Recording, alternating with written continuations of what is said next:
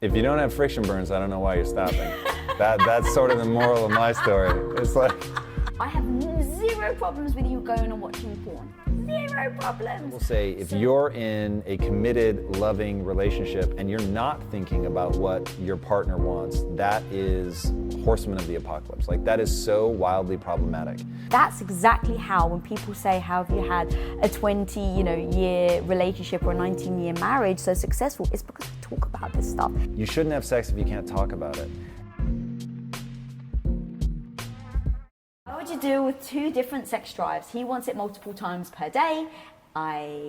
Sounds familiar. And I'm good with twice a week. Sounds familiar. This email is from Lisa Bilyeu. I'm just joking. This has caused most of the issues in our relationship. Any advice? We're in our early to mid-30s. Well, as you said, we definitely have been down this road when we first met. You wanted it all the time, non-stop. If you don't have friction burns, I don't know why you're stopping. That's sort of the moral of my story. It's like, we still good? We chafing? Where are we at? So, yeah. Look, I have deep sympathy for both sides of the equation here, because this really is, I mean, it's personality somewhat, but it's also just neurochemistry. Like, when you're talking especially about a 20-something guy and your testosterone is off the charts, it's like that is the result. So, to be angry with either side of the equation just doesn't make sense. It's to fundamentally misunderstand the biology. And this is yet another reason why I'm obsessed with the idea of understanding that you're having a biological experience and that hormones, like you could inject a woman with testosterone and she would want sex more. Like, whether she wanted to want sex more or not, it would be irrelevant. You hit her with testosterone and all of a sudden it's like, whoa. And her sex drive is going to go up. You can deplete a man of testosterone and his sex drive will go down. So neither side is trying to be cruel to the other. It's literally a mismatch of hormones. And so just recognizing that already is huge. So it's like, oh, okay, cool. So this isn't that you don't love me. It isn't even that you're not sexually attracted to me. It's not that either one is right or wrong. Very, very important to realize, because I think that's where a lot of the friction comes from, is feeling like either side is doing something wrong or doing something to hurt you, whatever. And like always, communication is a big part of the puzzle. And so talking through that and figuring out where you guys come out. So now it's a question of, what do you do to actually deal with the situation? So you're talking about it. You have to find out, like, is there also a collision of values, right? So there's the surface level thing of, hey, I want sex more than you want sex. And everything is okay if they're both communicating. It's like, this is where I'm at, okay, cool. But what happens when one of you feels like the other should accommodate? Right, yeah. Or you're looking for one person to always come over to the other side. Right. So there's either judgment, you shouldn't want sex this much. Right. You should want sex more. Right. You love me, right? Yeah.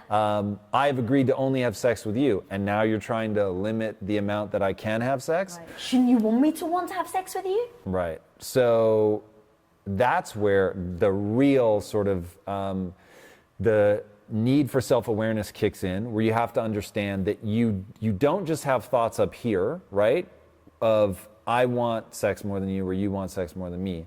It's the "and that means" conversation. That means that you're not living up to your end of the bargain. When we got married, I had a subconscious belief that you were going to give me sex as much as I wanted it, or let me go have sex with somebody else. Like, if you're comfortable with 2 times a week and I want 2 times a day, I'm more than happy to give you the 2 times a week, and then I'll go for all the other times with somebody else. You cool with that? Right? And so that's where, when you have this just wildly divergent value set, if you don't get down to that conversation and really talk about it, then it will fester, and it becomes a problem, and it becomes resentment. Resentment becomes contempt, and contempt is one of the 4 horsemen of the apocalypse that predicts divorce with a 95% accuracy rate. All right, so I agree with you. So discussing it, communicating. Yep. I was literally, as you were talking, trying to think back to how we handled it. I think a big part of it was there's a part of it that's you want to be sexually satisfied. I have zero problems with you going and watching porn. Zero problems. So then it becomes cool. If I want it twice and you want it twice a day, how much of that is porn? I want to make sure that you're satisfied. Like for me, I know that I'm a little old school in this. I want to freaking satisfy you. Like I absolutely, but I don't want to satisfy you. You feel you have to caveat that? Yeah, sadly, I really do. I really do, babe. So interesting. It's heartbreaking, but I think I do, because I'm not even gonna, people that want to backlash can backlash me. Sadly, I do, but I'm going to still say it anyway. I think it's super freaking important. I want to sexually satisfy you. But now I go, for me, forget about even you, right? Forget about how much am I willing to come over to, like if I want it twice a week, and does 4 times a week feel good because I really want to satisfy you? So now I'm not really doing it for you. I am doing it subconsciously for myself too. Not even subconsciously, I am doing it for myself too. And then where does it spill over? When now I just feel like I'm a bit of a rag doll, right? And it's like, I don't want to feel like a rag doll. So I just go, oh, where is that line? And then we sit down and we discuss. I can't remember, so if you can jump in. The thing I do remember very specifically were vacations. Because we're always open about communication. When we go on vacation, it's like, what are the selfish things you want to do on this vacation? Don't think about me. What are the things you want to do? And of course, for you, it was like, oh, sex, and hey, did I say sex and sex? And you're very honest. And I'm like, cool, it's your vacation. That's something that you really want. Now, what do I want? And then I list off all the things I want. I want to sunbathe, and I want sex. I want to cuddle, and I want some sex. I want some good food, and I want some, right? And so now it's like, cool, how do we put everything together, and how do we both get what we want? And that's the thing, we're always looking to compromise. It's never a, no, you have to come over here, and if not, then this or this will happen, and vice versa. It's, okay, you want it twice a day. How do I come over to your side? How do we compromise? But it's not a, either you give it to me twice a day or I'm going to look somewhere else, because that wouldn't fly with me. So, yeah. Man, this is a really interesting topic. You brought up something that I find utterly fascinating. So this idea of, called me old-fashioned, but I want to sexually satisfy you. I will say, if you're in a committed, loving relationship and you're not thinking about what your partner wants, that is a horseman of the apocalypse. Like, that is so wildly problematic. Just realizing the amount of communication that it takes and negotiation that it takes to navigate through sort of mismatched sex drives, or getting into, like, we're kind of low-key fighting, but it's not really out in the open. And so now, like, a lot of times I think the woman may be harboring some emotional things that haven't been resolved, and she needs to feel loved to have sex. The guy is starting to feel isolated. He needs to have sex to feel loved. And so you get like this weird tension of like, whoa, why are you trying to touch me? And like, you haven't even apologized for that thing that you may not even know that I'm upset about. And the guy's over here like, yo, why are you icing me out? Like, I don't even feel connected to you. I don't feel loved, which of course makes him not want to even figure out what's going on. So we're living in an interesting time where I don't know how much I would have thought about the difference between men and women had it not become almost taboo to talk about it. And now that it's becoming taboo, that like part of me that has a real problem with authority kicks in, and I'm like, all I want to talk about is how men and women are different and the ways in which they're different. And I think it's very disorienting for men and women to be together, and for it to be taboo to think that there are no generalities. Of course, we're all unique, we're all different, none of us fit the stereotype exactly. But there's some generalities which are real fucking important to understand, and they will help people navigate that gap. And it's a different gap to navigate if the woman is the one pulling away. It's a different gap to navigate if the man is the one that's pulling away. It's a different gap to navigate if there's just kids and everybody's busy. So it's like, you have to understand like what is happening at a neurochemical level, at just like a brain setup level. The hormones of the situation are different. Like, is this somebody that just had their first child? Is this somebody in menopause? Those are very different answers. And so really, you're having a biological experience. I want people to understand that, because from there you can navigate the situation effectively. So then how would you then navigate it? Because as we've both, for us, it's your sex drive has changed over time. Mine has. There's been also the things with my health and stuff like that. So let's say this person is in a relationship right now. They want more sex. Their partner isn't necessarily interested. How do they bring up that situation and discuss it without the other person feeling badly about themselves? I don't know if we're about to get lit on fire, but this is the truth. And so people can do with the Let's truth do what it. they will. All right, so number one, you have to just openly communicate. So if you want more sex and you haven't said, hey, by the way, I want more sex, in a way that is meant to be heard, so you're not just, yelling and screaming, like you really want to be understood and you want to make sure that you speak in a way that they can understand.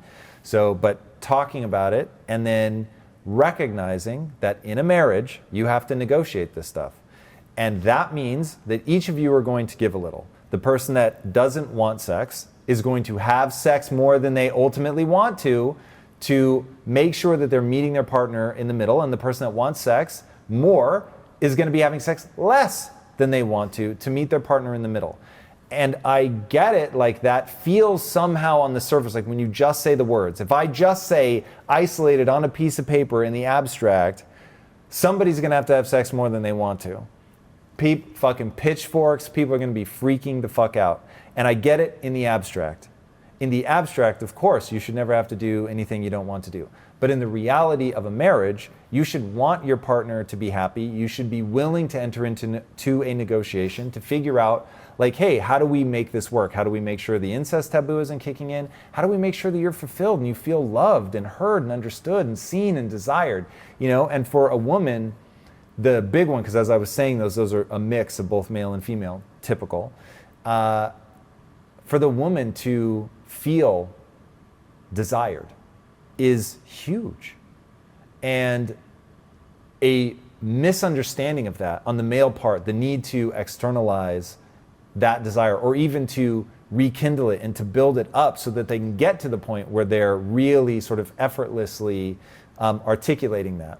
Finding ways to re-fall in love, if that is required, with your partner's changing body, right? That as we get older, none of us are feeling like, whoa, hey, this is as good as it was, in my prime. So, but finding ways to legitimately be excited and turned on by your partner, no matter what, whether they're getting heavier, whether they're losing muscle mass, whether they're just getting saggier, like whatever. Like, one of my superpowers is my ability to find things and say, I'm going to fall in love with this thing. Like, I'm going to fall in love with the changes, you know what I mean? And I hope that I never get tested. I know I've said this enough that I'm almost just inviting fate. But like, if you were to ever get burned, I would find a way to fall in love with that. And to me, it's just important. And we have this malleability, and I'm not saying that it's easy, and I'm not saying that there aren't some bridges that are too far, but I am saying if you're in a relationship and you're committed, like for me, this is forever, right? So it's like, well, it can either be painful and I just focus on how it's all bad and worse, or I can find some way, something. Like when somebody has a scar, right? And you just think, let's take stretch marks.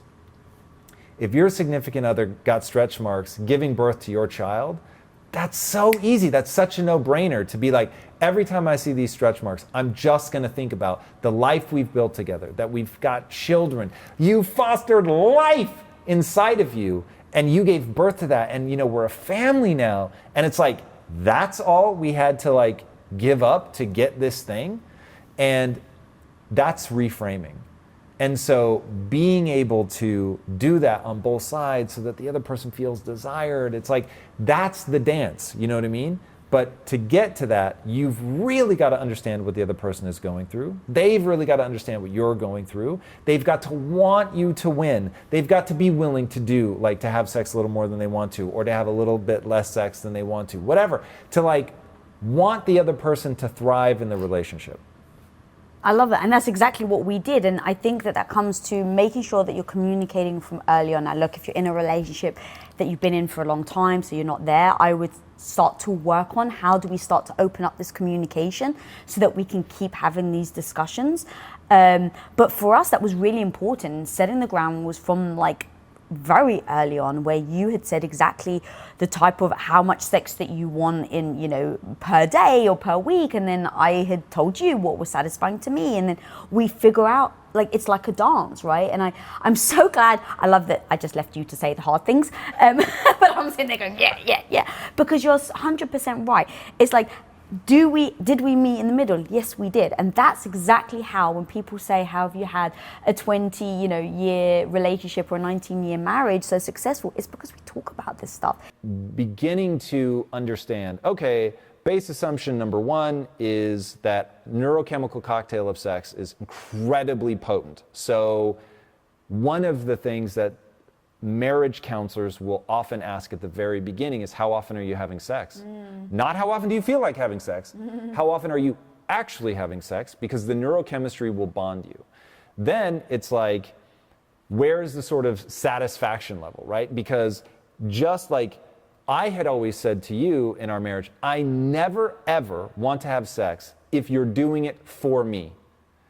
If you recognize, hey, for the marriage, for the neurochemistry, I'm going to go through the process of getting into an excited state, right? So there are things that work for you where we have to sort of warm you up and rev you up and get you to the point where you're actually now in the mood. So it's like, okay, well, let's do those things, right? And so that became part of the compromise of, I don't want to do it if we can't get you interested in the idea. And just for clarity, we're not talking about actual foreplay. We're actually talking about, I want to go for dinner with you. I want to switch off our phones and just talk. I want to cuddle. Like, all of that is the rev up for me.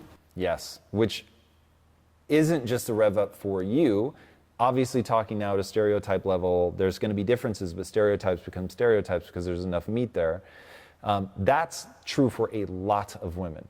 So, of course, Sting made a comment one time that sex lasted for 8 hours, and people thought he literally meant that he has sex for 8 hours. And he was like, that's not what I was saying. What I was saying is that for the woman, she needs to feel that deep sense of connection, that they're engaged with each other, and that the foreplay could be going to the store and shopping, but I'm paying attention to her, and I want to know what she wants, and I'm fully engaged and present. And that's a big part of the lead-in for her to feel receptive. And like, just recognizing that, to me, is so important. And it's like, you cannot bring two people together. And I have often wondered if this would be easier in gay couples, if that would actually be easier. I haven't looked at the literature to know. Would it be easier for me to be with another man who is more likely, from just a neurochemical standpoint, from a hormonal standpoint, to have a more similar sex drive, and to view sex the way that I view sex, right? Which is, I want to go from zero to punchline immediately. That's why we have to make that movie, babe. Which, you're talking about okay, you're being coy about it? Yeah. It is utterly fascinating to me that you're taking, at least in a heterosexual couple, and hetero means different. So you're taking these things that are different, and you're bringing them together to cohabitate, to live their lives, for you to be the sole sexual outlet that I have, barring solo time, and trying to make it work. That's another thing. So I don't know if this is derailing the conversation or not derailing the conversation, but I remember when I was younger, growing up and hearing other people, and, you know, in my late teens, early 20s, where so many people were against their partners looking at porn.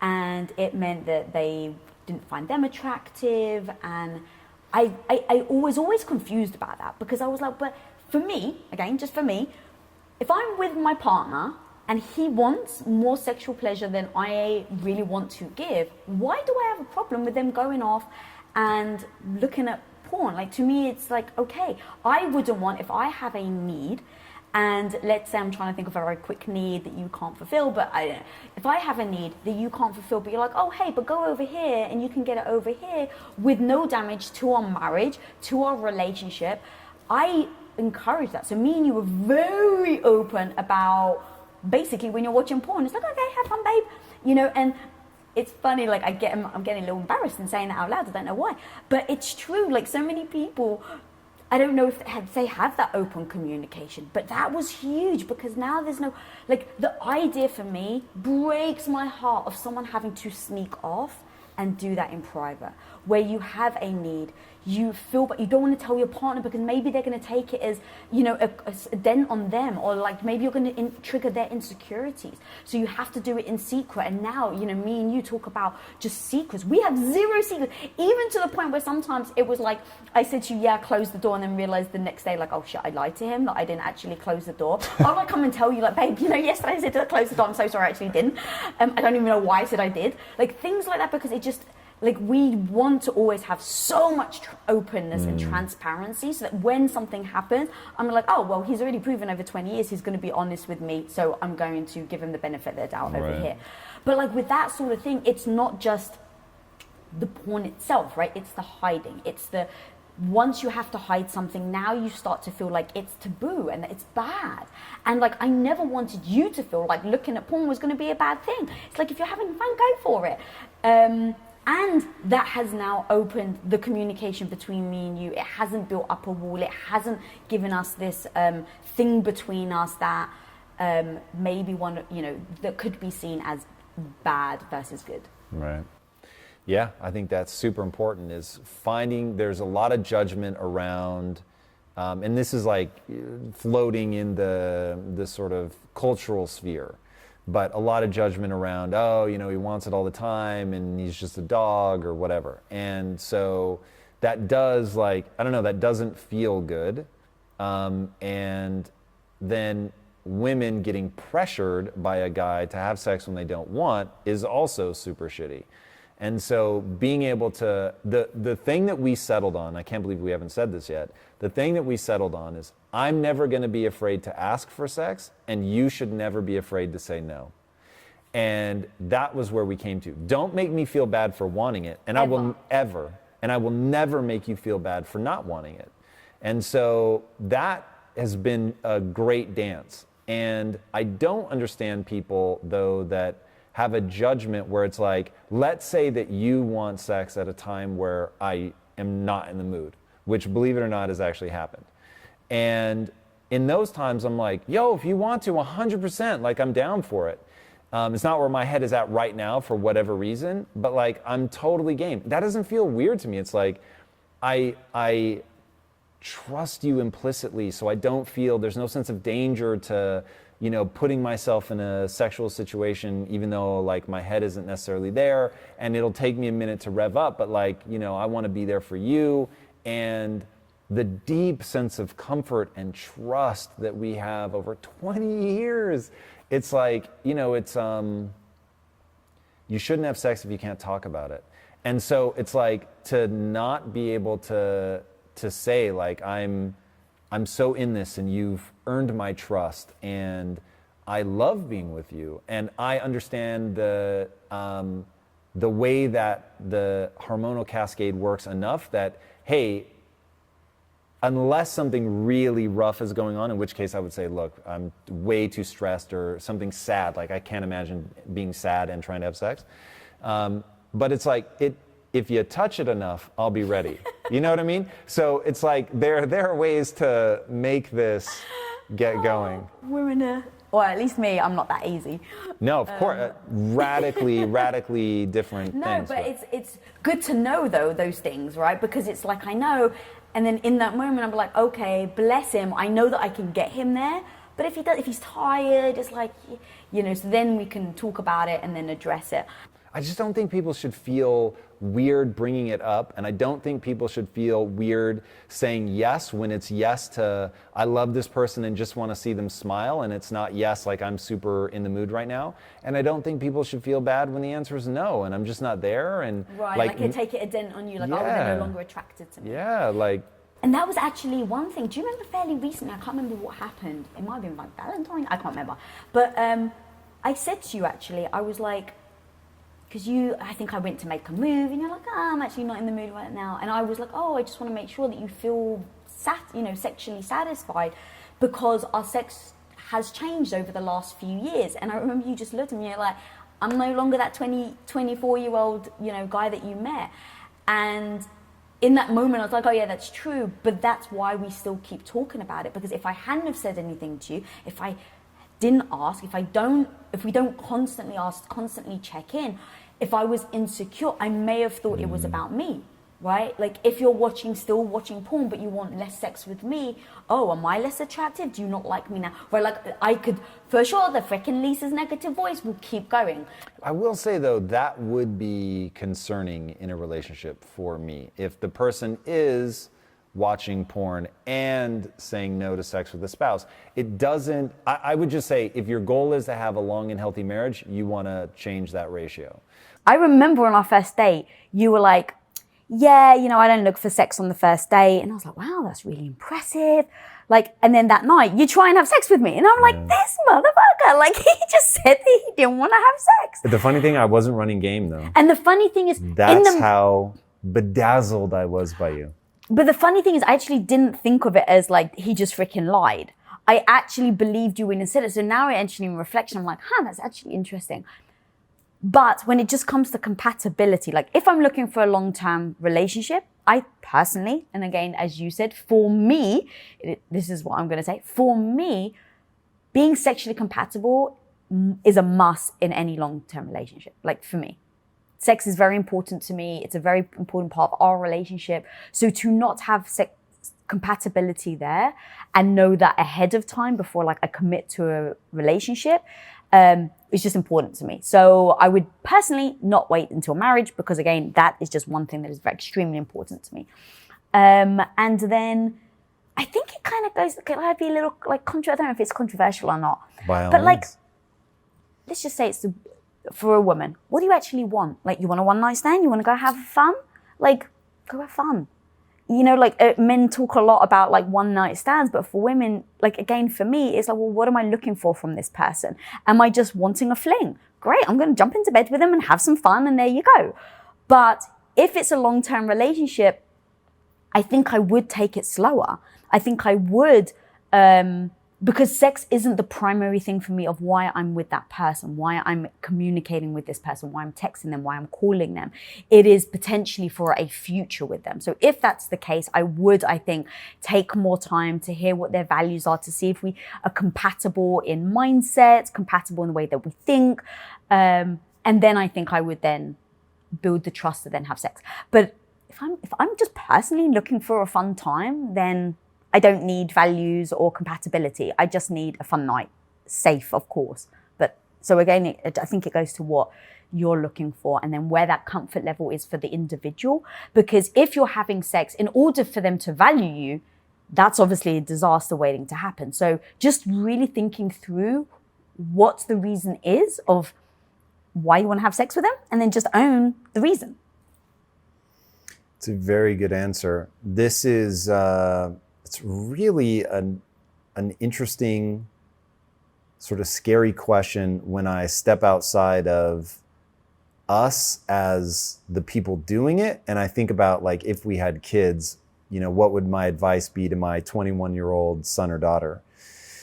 It's really interesting. There's so much complication around it. And I think that, safety and trust really are sort of the core pillars of that. Like there is a line that's crossed with sex that is, and it's funny now, I'm definitely looking back on it in a way I did not experience sex like this when I was in my 20s, but now in my 40s, looking back and, thinking about just you open your life up to that person in a way, like from potential pregnancy to you're behind closed doors and like, wow, if you don't know and trust that person and feel like you're communicating well, that could get dicey. It's really it's an intense proposition. People do need to be super thoughtful about how they handle it. And to be honest, I was kind of approaching this conversation assuming those things, like obviously making sure that you're careful and you're not putting yourself in, or not even yourself, but like being in a tricky situation. Like assume all you do all that, assume that you're very careful, and then, because it's going to be hard, like especially in this day and age, like you said, to give advice when me and you haven't been on the dating scene for, I haven't had to put myself out there for a long time. Right. But assume all of that, then the advice being what you would do. Yeah. Have you guys ever gone through a sexual drought where one or both of you have had little to no sex drive? How did you survive it? Okay, before I answer that question, I want everyone to smash the like button. It helps the algorithm. And now I will tell you that you're going to say that we went through a sexual drought when you had your stomach issues. I was so worried about you when I say that it did not feel like a sexual drought, because that was the last thing on my fucking mind. So yes, I guess we did go through a dry spell, but it was so all-consuming, the medical issues, that it's a little bit like when you are sick, you don't feel like you're missing out on anything because you feel like so much ass, you just want to stay in bed. I was so worried about you. It wasn't like I wanted sex and wasn't getting sex. So from that perspective, I don't feel like we've ever been through a sexual drought because we laid some early groundwork to make sure that we would never get too far afield.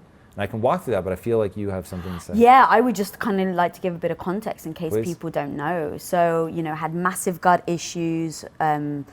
Thankfully, kind of seeing the other side of it now and feeling much better. But there was at least a year where I could barely, eat. I couldn't work out. My gut was so sensitive, and I was so frail, and malnutrition. We didn't go for a year without No, sex. we didn't go through for a year, but every week it was like, babe, how are you feeling? And so I need to preface everything by saying you are the most understanding, loyal, supportive husband. Like, when it came to that, you really were. Getting all emotional. You were so wonderful, babe. You never made me feel bad at all. And I'm saying it because even now, you were like, oh, I know, it wasn't even a sexual drought because you didn't think about it. And if people know how sexual of a man you are, so you're such a sexual man, and you'd said that from the get-go when we first got together. You said, I'm never going to have a sexless marriage. It's very important to me. So when I got sick, you didn't batter an eye. So it's beautiful and amazing to hear your side of it. But for me, it was something that I struggled with because you never made a peep, but I knew how important it was, and I was a sexual person. Like, I loved feeling sexy. I loved feeling like a sexual being. I loved it when you would grab me and throw me on the bed. Like, I freaking love that. And it was exciting for me. I felt connected to you.